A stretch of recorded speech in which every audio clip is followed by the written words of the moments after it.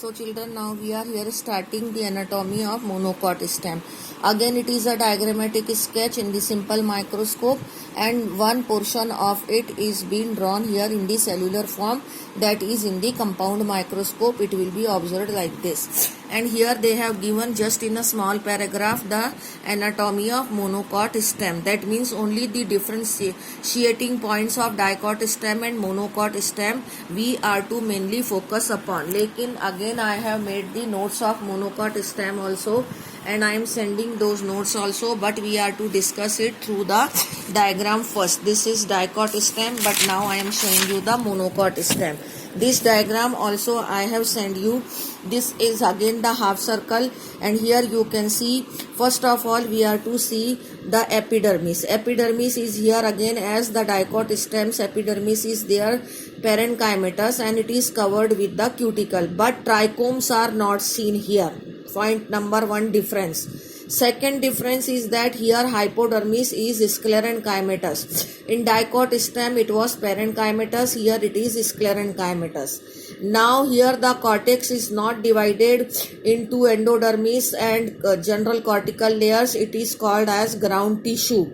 Here the cortex is not called as cortex, rather it is called as ground tissue. This all open space is ground tissue in which vascular bundles are scattered. So now we are directly coming here to the vascular bundles.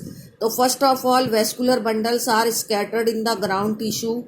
Peripheral vascular bundle are small in size, and central vascular bundle are larger in size. They are not arranged in rings as they were arranged in dicot stem. This is again the point of difference, that they are scattered, they are not arranged in ring. Peripheral are smaller and central are bigger. This is one of the vascular bundle. Suppose from here I take only one vascular bundle, and this much area is been drawn in detail. So epidermis, hypodermis, cortex is not there. Hypodermis is sclerenchymatous, trichomes are not there. Then general ground tissue of parenchyma in which vascular bundles are scattered. Now these vascular bundles are all round covered by the sclerenchymatous bundle sheath. ये सारा bundle sheath है जो sclerenchyma का है. अब जो इसमें xylem and phloem है, they are very specifically arranged in the V shape. इसको वी शेप बोलते हैं. On the divergent end of the V shape, the metaxylem is there, and in the central portion of V, the protoxylem is there. ये दोनों metaxylem के vessels हैं, ये protoxylem का vessel है. और प्रोटोजाइलम के वेसल में there is a water containing cavity that is below the protoxylem, that is called as lysagenous cavity, and this is phloem. Again we can say xylem and phloem are there at the same radius. Phloem is outside, so conjoint collateral vascular bundles are there, but they are closed because cambium is not present.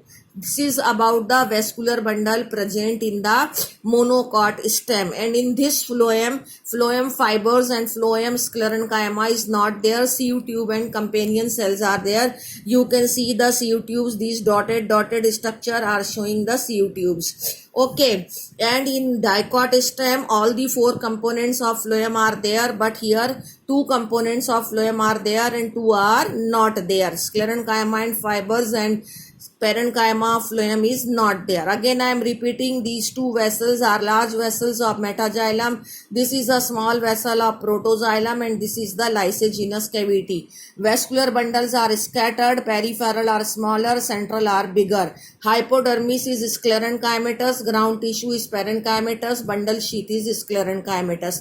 Trichomes are not there. This is the difference of of dicot stem and monocot stem. These are the notes in which everything is written, and I am sending these notes.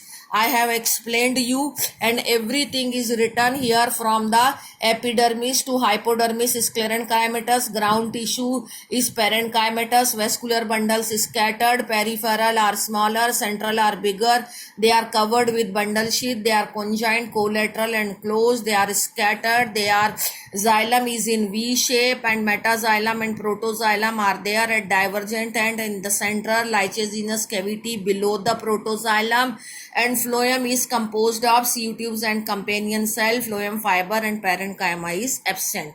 And at the back of that, the diagram also I have drawn, but if you won't understand it from here, so that I am sending the same diagram from the book also. Okay, thank you.